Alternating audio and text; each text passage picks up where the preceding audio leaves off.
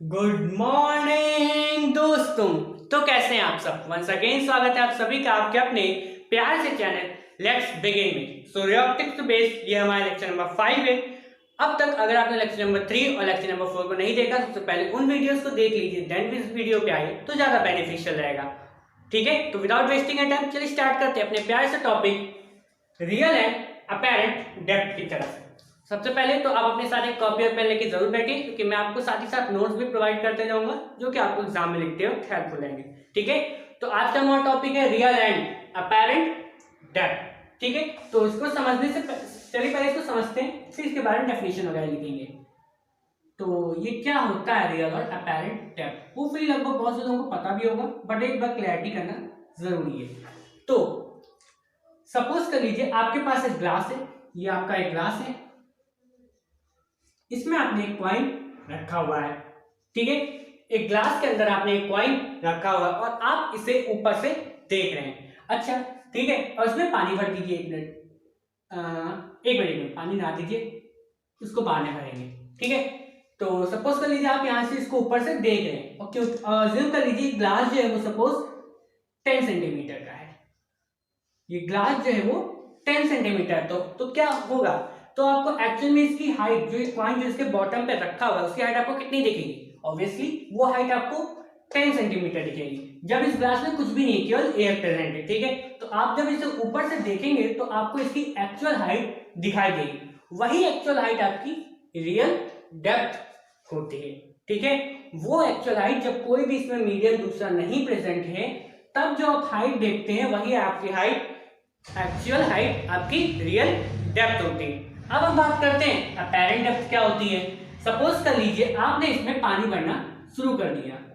अच्छा अभी तक हम लोग ऊपर से देख रहे थे और ऊपर का मीडियम कैसा था, रेयर मीडियम था, क्योंकि वैक्यूम है, वैक्यूम है कह सकते हैं, एयर है, एयर है, तो वो कैसा मीडियम है, रेयर है। और जब मैं इसमें पानी भर दे रहा हूं तो ये कैसा मीडियम है आपका, ये एक डेंसर मीडियम है। ठीक है, तो क्योंकि ये एयर है तो रेयर मीडियम है और ये वाटर है तो डेंसर मीडियम है। अच्छा अब क्या होगा, जब आप रेयर मीडियम से डेंसर मीडियम में किसी ऑब्जेक्ट को देखते हैं तो व्हाट विल हैपन, होता ये है कि ड्यू टू रिफ्रैक्शन ये ऑब्जेक्ट की हाइट आपको थोड़ी सी उठी हुई दिखती है। ड्यू टू रिफ्रैक्शन इस ऑब्जेक्ट की हाइट आपको थोड़ी सी उठी हुई दिखती है। मतलब अगर ये ऑब्जेक्ट की एक्चुअल हाइट जब कोई पानी इसमें नहीं था तब 10 सेंटीमीटर थी, तो इस समय जब पानी भरने के बाद आपको ऐसा एज्यूम होगा कि जो सिक्का है वो 8 सेंटीमीटर की डेप्थ पे रखा हुआ है।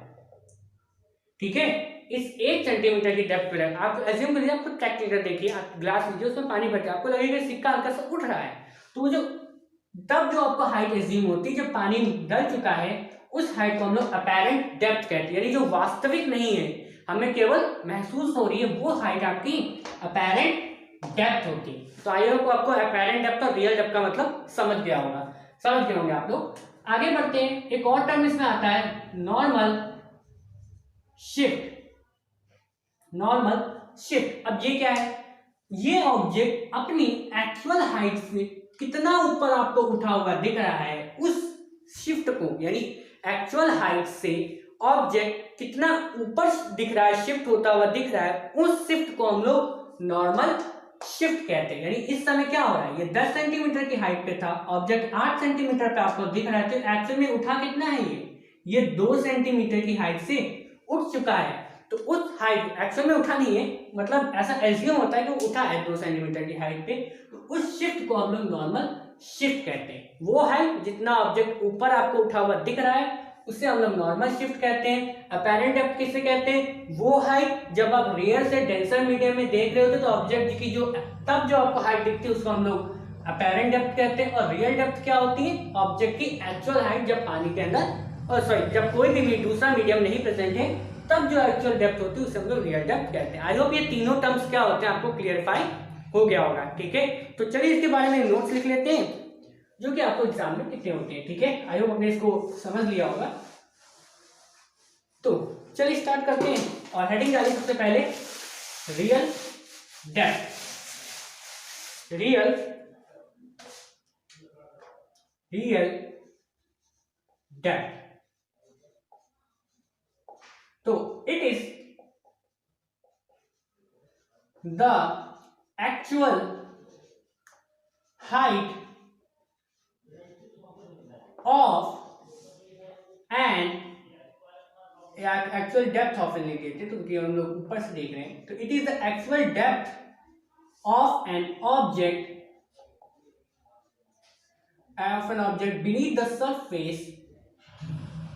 beneath the surface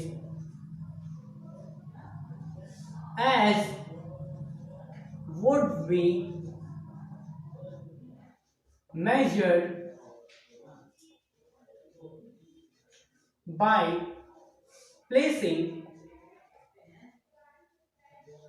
a suitable scale along with it।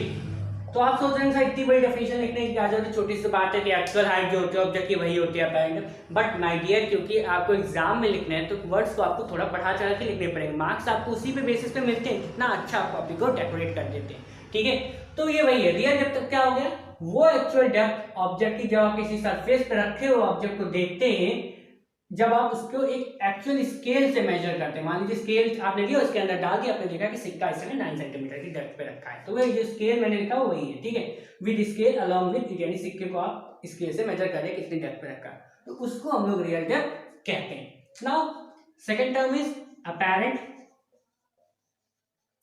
Depth. तो ये क्या होता है, it is the depth of an object,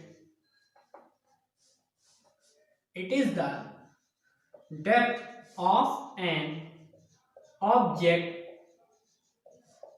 in a denser medium as seen from rarer medium। वो ऑब्जेक्ट की हाइट जब आप किसी डेंसर मीडियम किसी ऑब्जेक्ट को देखते हैं किसी रेयर मीडियम से, तब जो आपको हाइट दिखती है उस हाइट को हम लोग अपैरेंट डेप्थ कहते हैं। सबसे पहले एक स्क्रीनशॉट लीजिए इसका, 1 2 3, आई होप ने स्क्रीनशॉट ले लिया होगा। ठीक है, तो अब आगे हम लोग बढ़ते हैं और बात करते हैं नॉर्मल शिफ्ट की। 1 second.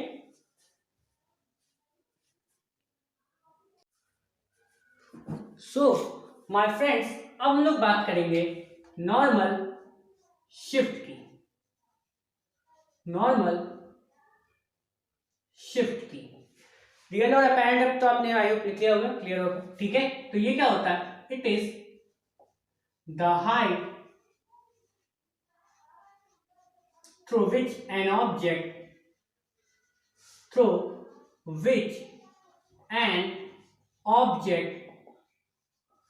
appear to be raised in denser medium, यानी डेंसर मीडियम में ऑब्जेक्ट कितना उठा हुआ है, एक्चुअल से कितना उठा हुआ है, उसी हाइट को हम लोग नॉर्मल शिफ्ट कहते हैं। ठीक है, तो नॉर्मल शिफ्ट, रियल डेप्थ और अपैरेंट डेप्थ की अब तक बात हो चुकी। अब हम लोग जो बात करेंगे, हम इन सभी चीजों के यानी रियल डेप्थ अपैरेंट डेप्थ में क्या रिलेशन होता है, नॉर्मल शिफ्ट रिफ्रैक्टिव इंडेक्स में क्या रिलेशन होता है, ये सब चीजें आप आज हम लोग मैथमेटिकली डिराइव करेंगे। ठीक है, तो चलिए स्टार्ट करते हैं। बट उससे पहले मैं आपको कुछ चीजें बता दूं जिससे हम लोग जब डेरिवेशन करें तो कोई प्रॉब्लम ना आए। सपोज कर लीजिए आपके पास ये दो पैरेलल लाइंस हैं। ठीक है, अगर दो पैरेलल लाइंस हैं और ये, तो ये एंगल और ये एंगल क्या होंगे, अगर ये दो पैरेलल है, ये ट्रांसवर्सल है, तो ये एंगल क्या होंगे, बोलिए सर इक्वल होंगे। क्यों इक्वल होंगे, क्योंकि ये दोनों कॉरस्पॉन्डिंग एंगल होते हैं। ठीक है, दूसरी चीज, अगर ये तो और ये एंगल क्या होंगे, ये एंगल और ये एंगल भी इक्वल होंगे। ये क्यों इक्वल होंगे, क्योंकि ये अल्टरनेट एंगल होते हैं, अल्टरनेट इंटीरियर एंगल होते हैं। ये दो कॉरस्पॉन्डिंग एंगल, ये दो अल्टरनेट इंटीरियर एंगल। इतना जानना जरूरी है क्योंकि इसको हम लोग अभी डिराइव करने वाले हैं। ठीक है, तो चलिए स्टार्ट करते हैं अपना रिलेशन निकालना। ठीक है, और इस वीडियो के एंड में हम लोग न्यूमेरिकल भी करेंगे। ठीक है, तो 1 second. So my friends, I hope आपने इसको लिख लिया होगा। ठीक है, चलिए इसको इरेज कर देते हैं। आगे बढ़ते हैं। नेक्स्ट हेडिंग डालिए आप, relation between real and apparent depth. यानी अब हम लोग मैथमेटिकली एक रिलेशन निकालने जा रहे हैं रियल और अपैरेंट डेप्थ के बीच में। इस रिलेशन को निकालने से पहले आपको जो सबसे जरूरी थी मैथ्स की, अल्टरनेट और कॉरस्पॉन्डिंग एंगल जानना, वो मैंने आपको एक्सप्लेन कर दिया, क्योंकि कुछ लोग बायो ग्रुप से भी जुड़े होंगे तो उनको पता होना जरूरी है। ठीक है, तो ये मैंने यहाँ पे फिर से बना देता हूँ, दो पैरेलल लाइंस, तो ये एंगल और ये एंगल इक्वल होंगे। क्यों होंगे? अल्टरनेट इंटीरियर एंगल की वजह से। ये एंगल और ये एंगल इक्वल होंगे। क्यों इक्वल होंगे? क्योंकि कॉरस्पॉन्डिंग एंगल होते हैं। इसको फिर फिगर को बनाने के साथ साथ इसको भी बना लीजिए जो बायो ग्रुप से रिलेटेड हो। ठीक है, तो स्टार्ट करते हैं। सपोज कीजिए अब आपका ये रेयर मीडियम है, ये डेंसर मीडियम है, फिगर आपने बना लिया होगा। ठीक है, तो ये रेयर मीडियम है, ये डेंसर मीडियम है। आपने इस ऑब्जेक्ट एक रखा है कॉइन, ठीक है, इस डिस्टेंस p पे, इसकी सपोज टोटल हाइट जो एक्चुअल हाइट है वो h है, इसकी एक्चुअल हाइट h है। ठीक है, जब पानी नहीं भरा था तो आपको एक्चुअल हाइट ही दिखेगी, वो हाइट आपको h दिख रही है। ठीक है, जब आपने पानी भर दिया, ठीक है, यानी डेंसर मीडियम डाल दिया, तब क्या होगा? सपोज ये ऑब्जेक्ट यहाँ पे आपको दिख रहा है, यानी ये इसकी अपैरेंट डेप्थ हो गई। ठीक है, जैसे हमने आई से डिनोट कर दिया। अब इस ऑब्जेक्ट से मैंने दो रेस पास कराई। ठीक है, पहली रे जो पास कराई वो मैंने नॉर्मली पास कराई। नॉर्मली रेस का क्या इफेक्ट होता है कि वो जब डेंसर से रेयर मीडियम में जाती है तो रिफ्रैक्ट नहीं होती, वो सीधे पास हो जाती है। तो क्या होगा? ये रे सीधे यहाँ से पास होती हुई चली गई, आपकी ये आईज है। ठीक है, ये इसे देख लें। फिर क्या होगा? ये ऑब्जेक्ट एक और रे मैंने पास कराई, वो रे क्या हुई? यहाँ से पास होती गई। ठीक है, क्योंकि ये डेंसर मीडियम है, ये रेयर मीडियम है, तो जब लाइट डेंसर से रेयर मीडियम में जा रही है तो क्या होगा? अब इसमें मैंने एक नॉर्मल डाल दिया, तो अवे फ्रॉम नॉर्मल बेंड हो जाती है। जब लाइट डेंसर से रेयर मीडियम में जाती है तो लाइट का क्या क्राइटेरिया होता है? वो अवे फ्रॉम नॉर्मल बेंड हो जाती है। तो ये वही हुआ, ये डेंसर से रेयर मीडियम में गई, ये इसका नॉर्मल था, ये अवे फ्रॉम नॉर्मल बेंड हो गई। अब ये एंगल ऑफ इंसिडेंस बन गया, नॉर्मल के साथ जो एंगल बनता है उसे एंगल ऑफ इंसिडेंस, और जो इधर नॉर्मल के साथ बाहर में बना उसे एंगल ऑफ रिफ्लेक्शन कहते हैं। तो ये एंगल आई हो गया और ये एंगल आर हो गया। आगे की बात, मैंने क्यों बताया ये चीजें? क्योंकि जब दो पैरेलल लाइंस है तो ध्यान से देखिए, ये z कैसे, ये अल्टरनेट इंटीरियर कैसे पहचानते हैं? जहां पे भी दो पैरेलल लाइंस के बीच में z बनना, उसको हम लोग अल्टरनेट इंटीरियर कह देते हैं। तो ध्यान दीजिए, ये सपोज ये दो पैरेलल लाइंस है, सपोज ये और ये लाइन पैरेलल से बिल्कुल है, तो ये एंगल क्या बनना है आपका? ये आपका ध्यान से देखिए, z बनना है कि नहीं बनना है? ये z बनना है कि नहीं बनना है? z बनना है तो ये क्या होगा? एंगल आई, तो ये भी एंगल आई हो जाएगा। अच्छा, ये कॉरस्पॉन्डिंग एंगल्स थे, तो ध्यान दीजिए ये आर और अच्छा ये रे एक्चुअल में यहाँ थी, मतलब जब ऑब्जेक्ट आपको जब डिफ्रैक्ट हो गई तो अब सारी रेज मिलेंगी कहाँ पे? उसी पॉइंट पे तो आपकी मिलेंगी जहाँ पे आपकी इमेज बन रही है, तो इमेज तो आपकी यहाँ पे बननी है, तो इसीलिए मैंने एक्सटेंड करके इसे यहाँ पे मिला दिया। तो इमेज तो आपकी तो यहाँ पे बननी है। ठीक है, तो ये वही है। तो इस समय ये एंगल आर और ये एंगल आर क्यों इक्वल होगा? क्योंकि कॉरस्पॉन्डिंग एंगल है। ठीक है, तो अब आप समझ गए आई क्यों, आई यहाँ पे क्यों ऐसे आ गया और आर यहाँ पे कैसे आ गया। यहाँ तक कोई दिक्कत नहीं। अब मुझे मैं रिफ्रैक्टिव इंडेक्स निकालता हूं इस एयर का, यानी रेयर मीडियम का मुझे रिफ्रैक्टिव इंडेक्स चाहिए। तो रिफ्रैक्टिव इंडेक्स ऑफ एयर किसके रिस्पेक्ट में? वाटर के रिस्पेक्ट में। जिसका निकालना होता है उसे नीचे, जिसके रिस्पेक्ट में निकालना होता है उसे ऊपर। तो refractive index of air with respect to water क्या होता है? Sine I upon sine R होता है। ठीक है, यानी sine I upon sine R होगा। ठीक है, अब मैं साइन आई की वैल्यू निकालता हूं। तो in triangle A B P, इस ट्रायंगल को मैंने ले लिया। ठीक है, होगा क्या? तो ध्यान से देखिए, ये अगर मैं इस एंगल को लूं तो इस एंगल के सामने वाला हमेशा क्या होता है? हाइपोटेनस होता है। तो ये आपका हाइपोटेनस हो गया और ये आपका क्या हो गया? सॉरी, एंगल के सामने वाला परपेंडिकुलर होता है और 90 के सामने वाला हाइपोटेनस होता है। तो ये आपका हो गया परपेंडिकुलर और ये आपका हो गया हाइपोटेनस। तो साइन आई अगर मैं निकालना चाहूं तो होगा क्या? Sine I is equals to perpendicular upon hypotenuse. Hypotenuse कितना है? बीपी। ठीक है, अब ट्रायंगल ले लो, इन ट्रायंगल, इसको नाम दे देते हैं जेड, ए बी जेड। तब इसमें क्या होगा? साइन आर निकालना चाहूं तो क्या होगा? साइन आर फिर से क्या होगा? आर इसके सामने इस बार ये परपेंडिकुलर तो यही था, हाइपोटेनस इस बार ये बन गया। तो साइन आर क्या होगा? Perpendicular upon hypotenuse. यहां तक कोई दिक्कत नहीं। इन दोनों की वैल्यू यहाँ पे पुट कर देते हैं। तो साइन आई की जगह क्या रखेंगे आप, A B upon B P, और साइन आर की जगह क्या रखेंगे, A B upon B Z. कोई दिक्कत नहीं।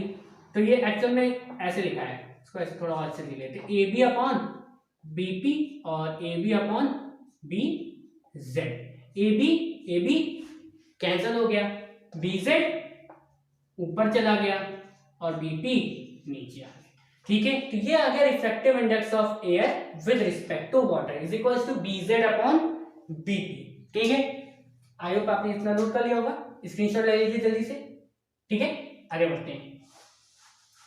तो अच्छा, आपको ये भी पता है कि मैंने आपको एक और लेक्चर नंबर 4 में बताया था कि refractive index of medium 1 with respect to 2 is equals to refractive index of medium 1 with respect to 2 is equals to refractive index of medium 2 with respect to 1।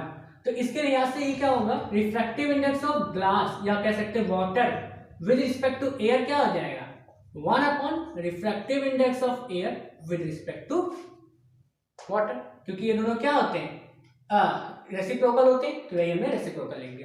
अच्छा, इसकी वैल्यू क्या थी, इसकी वैल्यू अभी हमने क्या निकाली, 1 upon B Z upon B P, बोलिए हाँ। ठीक है, तो ये बी पी ऊपर चला गया, अपॉन में बी जेड आ गया।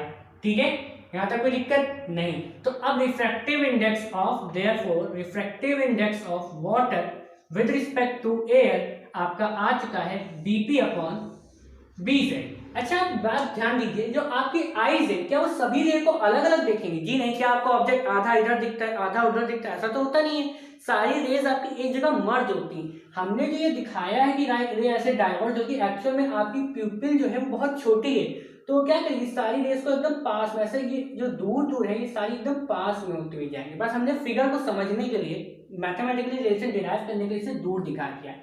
तो जब ये पास में आएगी तो ये जो बीजेड है ये पास में आते आते आते कुछ इसके ऊपर एकदम ढल जाएगी, तो ढल जाएगी तो बीजेड एक्चुअली एजेड के बराबर हो जाएगा। तो यहां से मैं क्या कर सकता हूं, बीजेड जो है वो एजेड के बराबर है, since our eye is small, therefore bz appears to be az।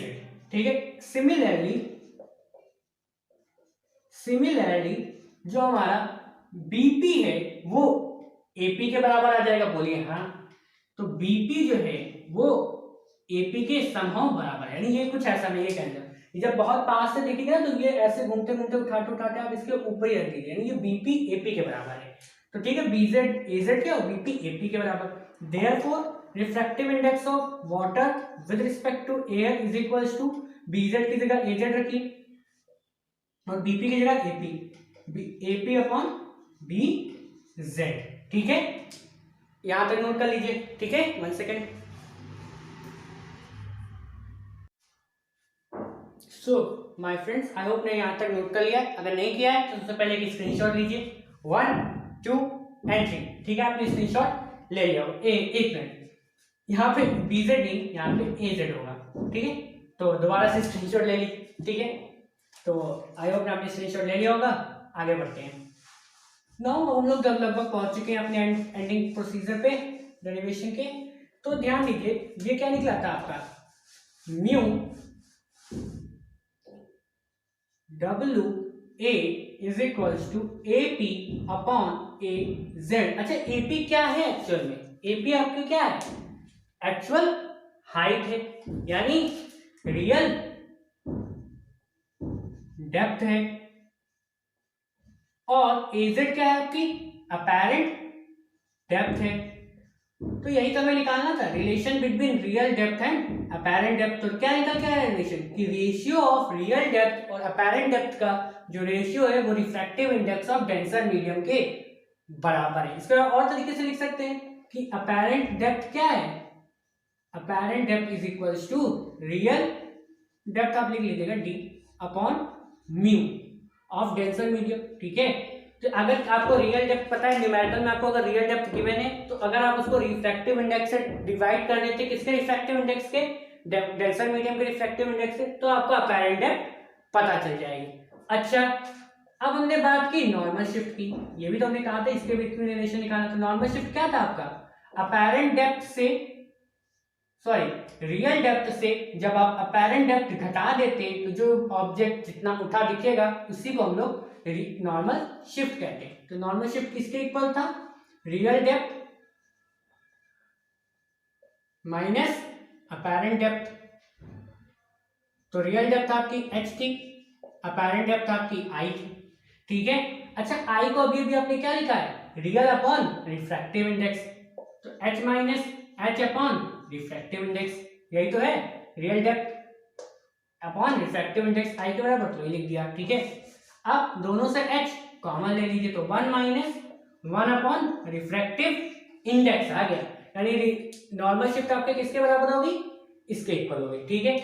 तो ये आपका अपेरेंट डेप्थ और रियल डेप्थ के बीच में आ गया रिलेशन, और आपका नॉर्मल शिफ्ट और रिफ्रैक्टिव इंडेक्स के साथ में क्या रिलेशन है ये भी आ चुका है। तो अब आप एक चीज पर ध्यान नोटिस कीजिए कि जो अपेरेंट डेप्थ है वो कभी भी रियल डेप्थ से बड़ी नहीं होगी। क्यों नहीं बड़ी होगी, क्योंकि रिफ्रैक्टिव इंडेक्स तो कभी जो डेंसर मीडियम का रिफ्रैक्टिव इंडेक्स कभी पॉइंट में तो आएगा नहीं, ठीक है।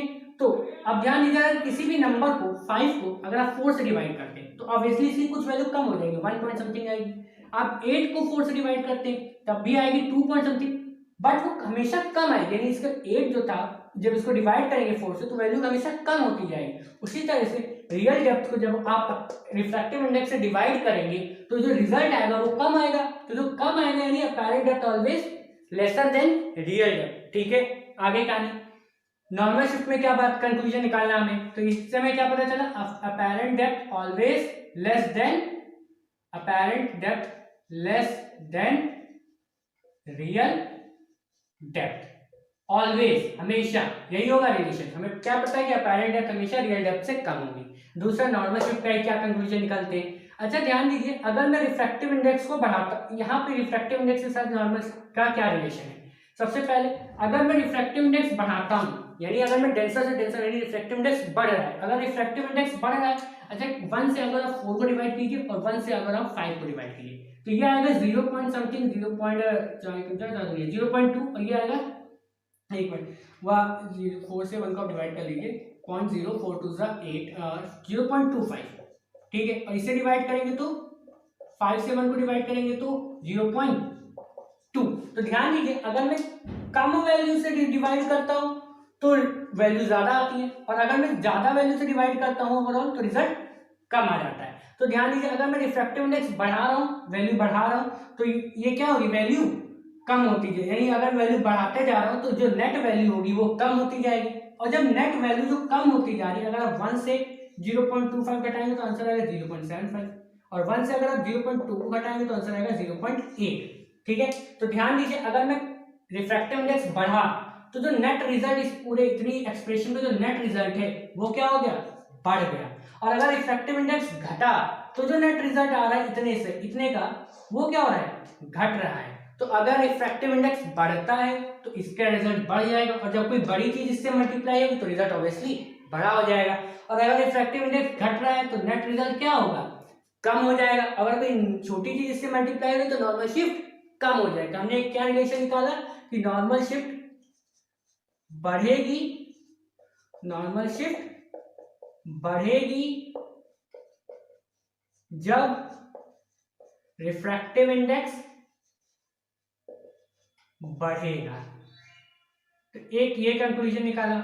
साथ ही साथ वो हाइट पे भी डिपेंड करती है। अब हाइट पे तो डायरेक्ट रिलेशन है कि हाइट बढ़ी तो नॉर्मल शिफ्ट बढ़ जाएगा, ठीक है। तो दो फैक्टर्स पे नॉर्मल शिफ्ट डिपेंड करता है, पहला रिफ्रैक्टिव इंडेक्स और दूसरा हाइट पे, दोनों के साथ डायरेक्टली प्रोपोर्शनल है। दोनों चीजें बढ़ेंगी तो नॉर्मल शिफ्ट बढ़ता चला जाएगा। तो ये तो आपका हो गया अपेरेंट शिफ्ट नॉर्मल शिफ्ट के साथ रिलेशन। तो यहां तक हम लोगों ने लेक्चर से रिलेटेड बात कर ली। अब हम इस पे बेस कुछ न्यूमेरिकल की बात करेंगे, ठीक है। 1 सेकेंड।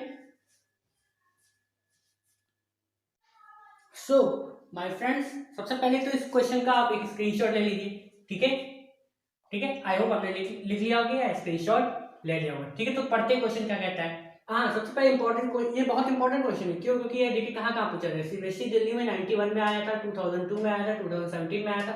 सीबीएसई इलाहाबाद में 2018 में आया था। तो देख सकते हैं क्वेश्चन रिपीट होते रहते बार बार, तो आपको सब छोटे मोटे क्वेश्चन को भी इग्नोर नहीं करना है।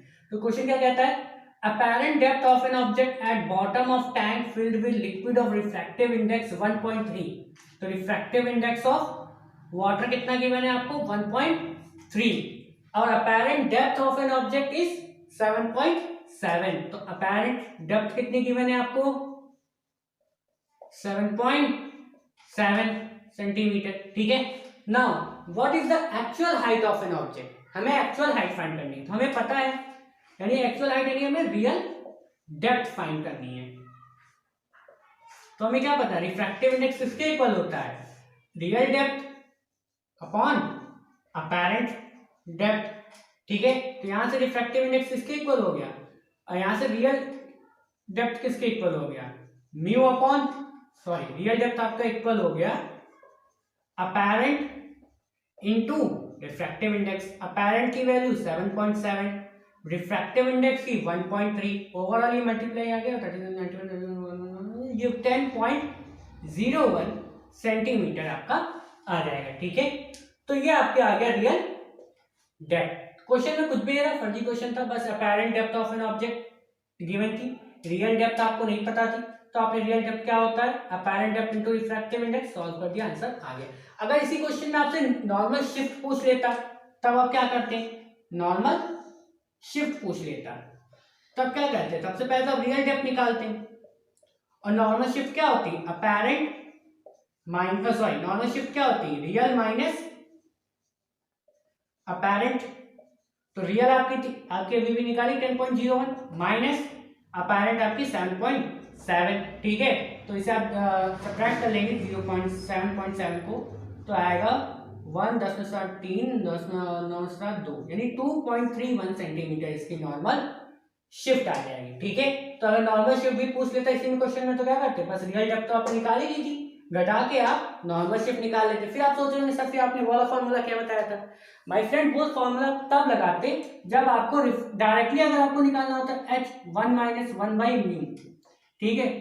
जब आपको अपैरेंट डेप्थ ना गिवन होती तब आप डायरेक्टली इसको नॉर्मल शिफ्ट को निकाल सकते थे, बट क्योंकि अपैरेंट डेप्थ गिवन थी तो हम डायरेक्ट इसको इस मेथड से निकाल लेते हैं, हम इतना फर्जी वाला फॉर्मूला क्यों लगाए, ठीक है। तो इस तरह से आप नॉर्मल शिफ्ट भी इससे कैलकुलेट कर सकते हैं, ठीक है। तो आई होप आपको लेक्चर पसंद आया होगा, थैंक्स फॉर वॉचिंग। और हाँ, इससे नेक्स्ट लेक्चर में हम लोग और भी रे ऑप्टिक्स से आगे बातें करते रहेंगे, ठीक है। तो बने रहिए, thanks for watching.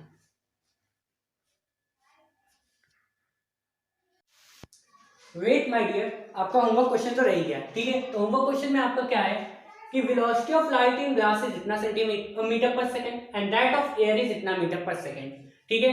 Bye how much would an ink drop appear to be raise, यानी अपीयर टू बी रेज यानी कितना उठाई दिखाई देगा, यानी ये क्या पूछ रहा है इस बार आपसे नॉर्मल शिफ्ट पूछ रहा है ये, ठीक है। When covered with the glass plate of thickness 6 centimetre, thickness इसकी कितनी दी गई है 6 सेंटीमीटर, दैट मींस ये पूरी रियल डेप्थ दी गई है आपको कितनी 6 सेंटीमीटर दी गई है, और साथ ही साथ आपसे पूछ क्या रहा है कि कितना ऊपर राइज किया है, ठीक है, यानी नॉर्मल शिफ्ट पूछ रहा है। तो आपको नॉर्मल शिफ्ट का फॉर्मूला पता है, आपको नॉर्मल शिफ्ट का फॉर्मूला आपको क्या पता है h1 - 1 बाई म्यू।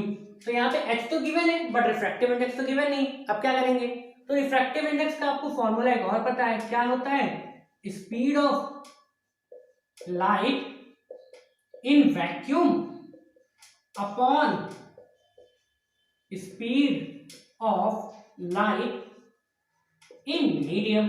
तो अब देखिए velocity of light in glass यानी मीडियम की स्पीड और एयर की स्पीड यानी वैक्यूम की स्पीड, दोनों का रेशियो निकाल लेंगे तो आपको रिफ्रैक्टिव इंडेक्स की वैल्यू मिल जाएगी। फिर हाइट आपको गिवन ही है, सारी वैल्यूज आप पुट करेंगे और आपको नॉर्मल शिफ्ट पता चल जाएगी, यानी ऑब्जेक्ट कितना रेस कर रहा है। तो इसका आंसर आप लोग कमेंट बॉक्स में देंगे, ठीक है। Thanks for watching. तो अब हम लोग इस वीडियो को यहीं पे एंड करते हैं, थैंक यू।